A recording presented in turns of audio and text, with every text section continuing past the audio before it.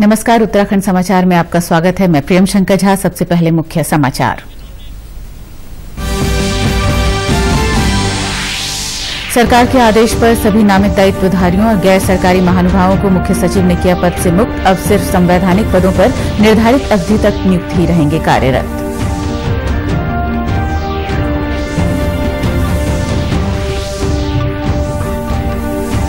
हरिद्वार कुंभ के महाकवरेज तैयारी में जुटा दूरदर्शन के अपर महानिदेशक कार्यक्रम पहुंचे हरिद्वार। कुंभ के शाही स्नान 12, 14 और 27 अप्रैल का होगा सजीव प्रसारण।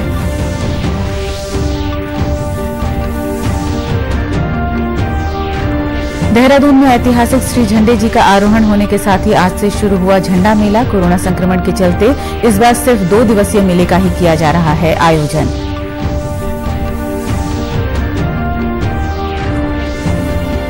और टिहरी जिले में स्थित चारधाम यात्रा के मुख्य राष्ट्रीय राजमार्ग तोता घाटी में आज से यातायात सुचारू हो गया। मार्ग खुलने के बाद अब स्थानीय लोगों के साथ ही पर्यटकों को होगी सुविधा। अब समाचार विस्तार से। राज्य में पूर्व मुख्यमंत्री त्रिवेंद्र सिंह रावत के कार्यकाल में नामित करीब 120 दायित्वधारियों और महानुभावों को पद से मुक्त कर दिया गया है। मुख्य सचिव ओम प्रकाश ने आज इस संबंध में आदेश जारी किए। गोपन की ओर से मुख्य सचिव ओम प्रकाश के अनुसार 18 मार्च 2017 से लेकर अब तक विभिन्न आयोगों, निगमों, परिषदों में नामित या नियुक्त अध्यक्ष, उपाध्यक्ष, सलाहकार व अन्य पदों पर गैर सरकारी महानुभावों जिन्हें मंत्री स्तर, राज्य मंत्री स्तर व अन्य स्तर का दर्जा प्राप्त है को पद मुक्त कर दिया गया है। सिर्फ संवैधानिक पदों पर निर्धारित अवधि तक नियुक्त महानुभाव ही कार्यरत रहेंगे। हरिद्वार कुंभ के शाही स्नानों की कवरेज करने के लिए दूरदर्शन द्वारा व्यापक पैमाने पर तैयारी की गई है। इससे पहले दूरदर्शन के विभिन्न माध्यमों द्वारा लगातार हरिद्वार कुंभ की कवरेज की जा रही है। आज इसी क्रम में दूरदर्शन के अपर महानिदेशक कार्यक्रम हरिद्वार पहुंचे। उन्होंने कुंभ मीडिया सेंटर पहुंचकर दूरदर्शन पर कुंभ के 12, 14 और 27 अप्रैल को होने वाले शाही स्नान की कवरेज की रूपरेखा तैयार की। उनके साथ एक उच्च स्तरीय दल भी हरिद्वार पहुंचा है। अपर महानिदेशक कार्यक्रम पीके सुभाष ने बताया कि दूरदर्शन द्वारा कुंभ के कवरेज की सभी तैयारियां पूरी कर ली गई हैं। दूरदर्शन इस महाकुंभ का, महास्नान का कवरेज के लिए विस्तृत रूप से व्यवस्थाएं कर रहे हैं। हमारा टेक्निकल एंड प्रोडक्शन टीम ये कुंभ का जो एरिया से स्नान का स्थान है, अखाड़ों का आने का जाने का रास्ता, ये सब रास्ते पे हम लोग का इनफ कैमरास लगा के अच्छी तरह कवरेज करने का व्यवस्था कर रहे हैं। हम लोग तीनों दिन 12th, 14th एंड 27th को इस महाकुंभ को पूरा नेशनल नेटवर्क पे दूरदर्शन का सुबह 9 बजे से लेकर शाम को 4 बजे तक सीधा प्रसारण करेंगे। उन्होंने बताया कि कुंभ के सभी शाही स्नानों का दूरदर्शन के राष्ट्रीय चैनल एवं डीडी उत्तराखंड से सजीव प्रसारण होगा। दूरदर्शन का इस महाकुंभ हम लोग टेलीकास्ट कर रहे हैं डीडी नेशनल पे, डीडी उत्तराखंड पे, और इसके बाद में हमारा डीडी न्यूज़ में भी इसका लाइव का पोर्शंस बीच बीच में न्यूज़ बुलेटिन के बीच में दिखाए जाएंगे। देश विदेश के लोगों को कुंभ की सही जानकारी मिल सके, इसके मद्देनजर हरिद्वार के चंडी टापू नीलधारा पर वर्ल्ड क्लास मीडिया सेंटर की स्थापना की गई है। राज्य सरकार ने मीडिया सेंटर में तमाम मीडिया कर्मियों को लाइव प्रसारण से लेकर अन्य जरूरी सुविधाएं उपलब्ध कराई हैं। 1 माह तक चलने वाले कुंभ मेले के मीडिया सेंटर की व्यवस्थाओं की सूचना एवं लोक संपर्क विभाग के महानिदेशक स्वयं मॉनिटरिंग कर रहे हैं। उन्होंने बताया कि सरकार की कोविड को लेकर जारी एसओपी का मीडिया सेंटर में पूरा पालन किया जा रहा है। जगह जगह सैनिटाइजर मशीनें लगाने के साथ ही सेंटर को समय समय पर नियमित रूप से सैनिटाइज कराया जा रहा है। मीडिया सेंटर में लाइव प्रसारण के लिए आधुनिक स्टूडियो भी बनाया गया है। इसके अलावा प्रिंट व इलेक्ट्रॉनिक मीडिया के कर्मियों के लिए अत्याधुनिक वर्क स्टेशन लगाया गया है। कुंभ के लिए हम लोगों ने मीडिया सेंटर तैयार कर लिया है और उसका हम लोगों ने थीम भी कुंभ पे ही रखा है। उसमें एक बड़ा हॉल है और मीडिया लाउंज है, स्टूडियो है साउंड प्रूफ, और उनकी सारी व्यवस्थाएं वहाँ पे हैं ताकि मीडिया बंधुओं का, और एक वर्क स्टेशन है उनका जहाँ पे 50 तकरीबन कंप्यूटर्स हम लोगों ने लगाए हैं। सर्वर रूम है ताकि वो अपनी सूचनाएं, जो भी खबरें हैं, तुरंत प्रेषित कर सकेंगे। इसके अलावा मंच और प्रेस कॉन्फ्रेंस आदि के लिए सुव्यवस्थित स्थान भी मुहैया कराए गए हैं। इसके साथ ही मीडिया कर्मियों को तनाव से मुक्त रखने के लिए योगा एवं मेडिटेशन सेंटर के अलावा ठहरने, भोजन आदि की उच्च स्तरीय व्यवस्थाएं भी की गई हैं। उन्होंने बताया कि मीडिया के लिए पास की व्यवस्था की गई है। आवेदन करने वाले मीडिया कर्मियों के पास तैयार हो गए हैं। उन्होंने मीडिया कर्मियों से अपील करते हुए कहा कि कोविड को देखते हुए सुरक्षित रहकर कार्यों का संपादन करें।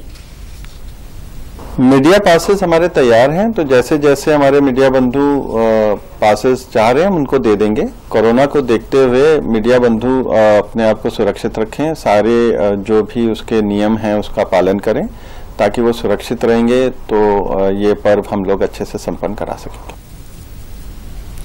देहरादून में ऐतिहासिक श्री झंडे जी का आरोहण होने के साथ ही झंडा मेला आज से शुरू हो गया है। दोपहर 2:10 पर श्री दरबार साहिब के सज्जादानशीन महंत देवेंद्र दास महाराज के सानिध्य में श्री झंडे जी का आरोहण हुआ। कोरोना संक्रमण के चलते इस बार 2 दिवसीय मेले का ही आयोजन किया जा रहा है। रविवार को नगर परिक्रमा के बाद धार्मिक मेला संपन्न हो जाएगा। कोरोना संक्रमण के चलते प्रशासन ने झंडे मेले के रूट में वाहनों का प्रवेश वर्जित किया था। इस दौरान पुलिस प्रशासन द्वारा मेले में आ रहे श्रद्धालुओं से कोविड-19 के नियमों का पालन करने की अपील की जा रही है। वहीं आरोहण स्थल पर भी सीमित संख्या में श्रद्धालुओं से आने की अपील की गई थी। हालांकि इस साल संगत में आने वाले श्रद्धालुओं की संख्या पिछले साल के मुकाबले कम है। 4 अप्रैल को सूक्ष्म स्वरूप में नगर परिक्रमा होगी। इसके साथ ही मेला संपन्न हो जाएगा। देश के विभिन्न राज्यों में दोबारा तेजी से फैलते कोरोना के चलते एहतियातन कई कदम उठाए गए हैं। प्रदेश के अलावा अन्य राज्यों से आने वाली संगतों को आरटी-पीसीआर नेगेटिव रिपोर्ट लेकर आना अनिवार्य है। मेले में पंजाब, हरियाणा, उत्तर प्रदेश सहित अन्य राज्यों से श्रद्धालु आए हुए हैं। उन्होंने बताया कि झंडे मेले में उनके द्वारा हर वर्ष प्रतिभाग किया जाता है।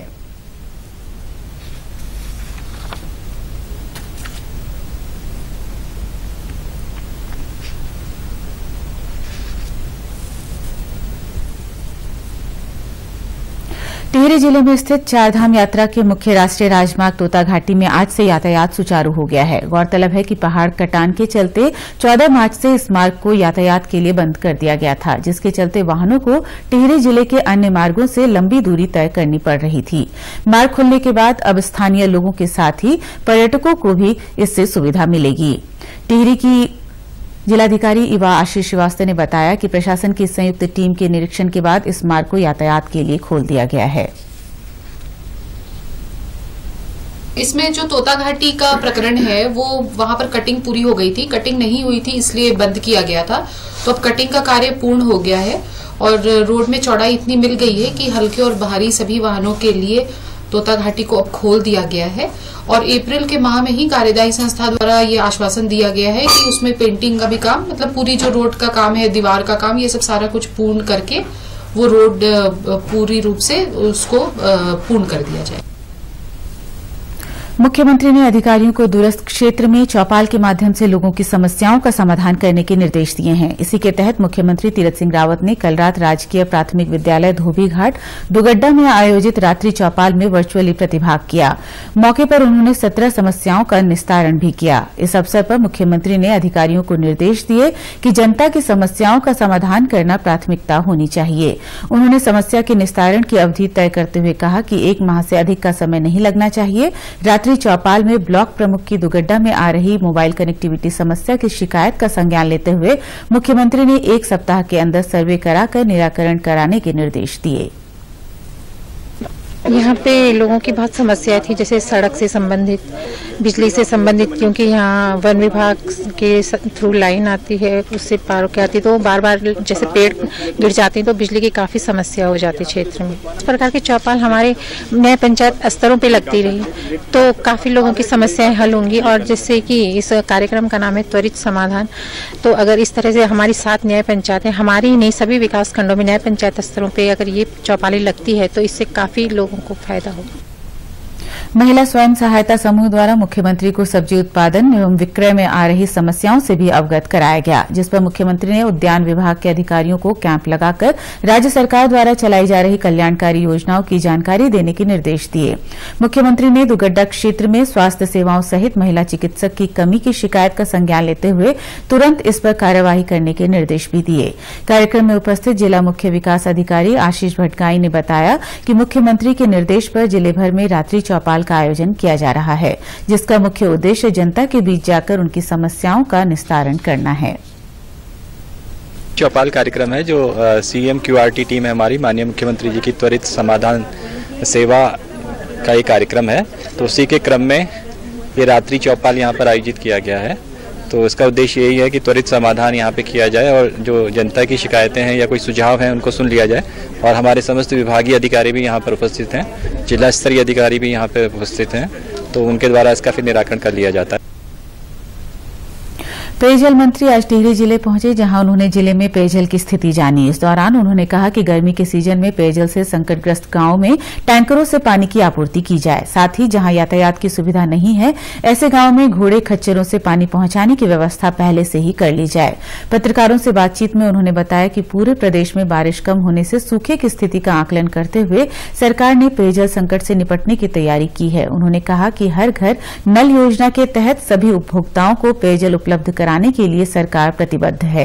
एक सवाल के जवाब में उन्होंने कहा कि नई टिहरी के पेयजल उपभोक्ताओं के पानी के बिल माफ करने के लिए समिति बनाई गई है, जिसकी रिपोर्ट आने पर निर्णय लिया जाएगा। विकट है वही वाले उन्हीं लोगों को, उनके लिए कमेटी बनी है और सरकार ने आपका 2019 तक का जो जियो बना सारा माफ कर लिया। उसके बाद भी विचार करेंगे, उसमें जरूर सकारात्मक होगा। कमेटी बन के तो सरकार ने कमेटी बना दी, कमेटी ने निर्णय लेना है। निर्णय लेने के बाद आपके हित में ही देखा जाएगा, ऐसा थोड़ी विस्तार।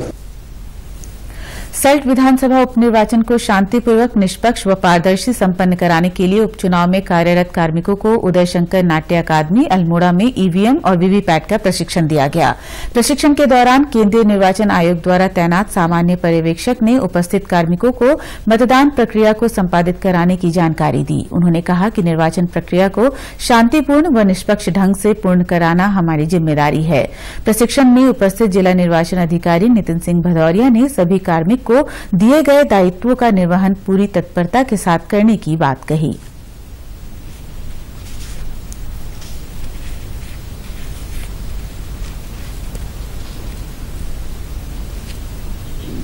कोरोना के लगातार बढ़ते मामलों को देखते हुए चमोली जिला प्रशासन ने कोरोना जांच और टीकाकरण की गति को और तेज कर दिया है। इसके लिए नगरीय क्षेत्रों के साथ ही कस्बों और गांवों में कैंप कर लोगों की जांच करने और उन्हें जागरूक करने का कार्य किया जा रहा है।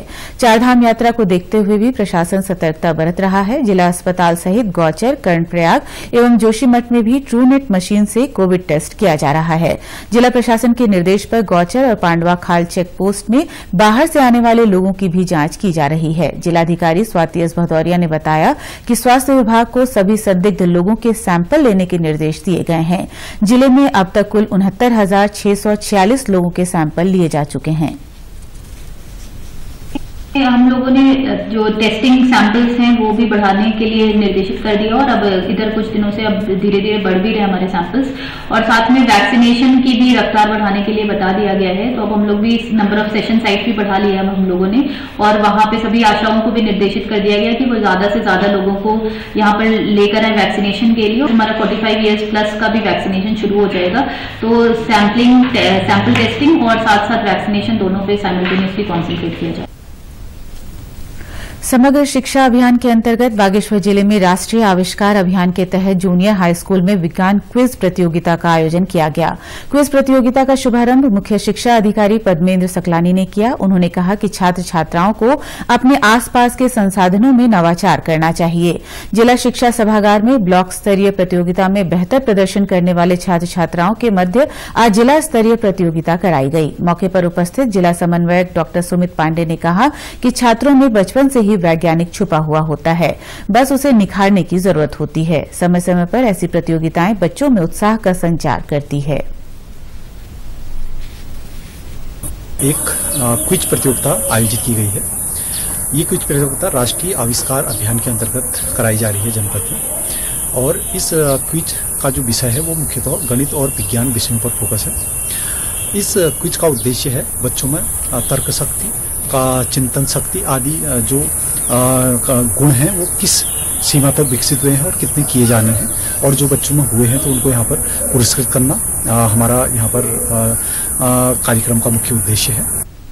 राष्ट्रीय आविष्कार अभियान के विज्ञान क्विज प्रतियोगिता में जूनियर हाई स्कूल नेलकत्यूर की कोमल, करूली के तनुज खेतवाल और अमतोड़ा की बबीता परिहार प्रथम रहीं। वहीं सिरकोट के पीयूष भट्ट, राहुल मिश्रा और संजय बिस्ट द्वितीय स्थान पर रहे।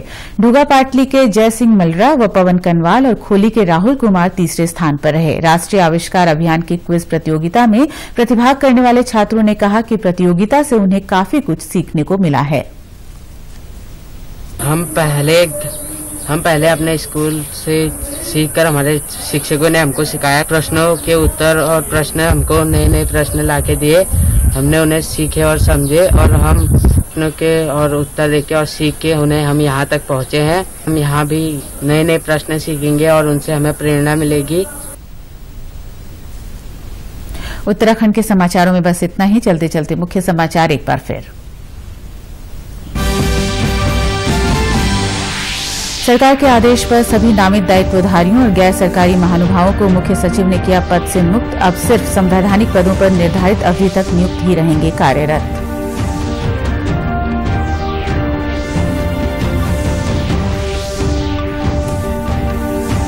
हरिद्वार कुंभ के महाकवरेज तैयारी में जुटा दूरदर्शन के अपर महानिदेशक कार्यक्रम पहुंचे हरिद्वार। कुंभ के शाही स्नान 12, 14 और 27 अप्रैल का होगा सजीव प्रसारण।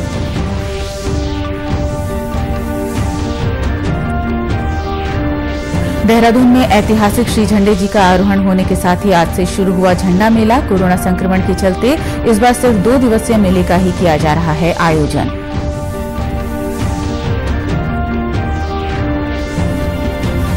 और टिहरी जिले में स्थित चारधाम यात्रा के मुख्य राष्ट्रीय राजमार्ग तोता घाटी में आज से यातायात सुचारू हो गया। मार्ग खुलने के बाद अब स्थानीय लोगों के साथ ही पर्यटकों को होगी सुविधा। उत्तराखंड की खबरों के लिए आप हमसे सोशल मीडिया के माध्यम से भी जुड़ सकते हैं। हमारा ट्विटर हैंडल है DD News_देहरादून। हमारा फेसबुक पेज है DD News उत्तराखंड और हमारे YouTube channel DD News Uttarakhand को भी आप सब्सक्राइब कर सकते हैं। कोरोना संक्रमण से बचने के लिए मास्क का अनिवार्य रूप से और सही ढंग से प्रयोग करें। साथ ही सामाजिक दूरी का ख्याल रखें, नियमित रूप से हाथ धोएं और याद रखें कोरोना को हराना है, मास्क जरूर लगाना है। नमस्कार।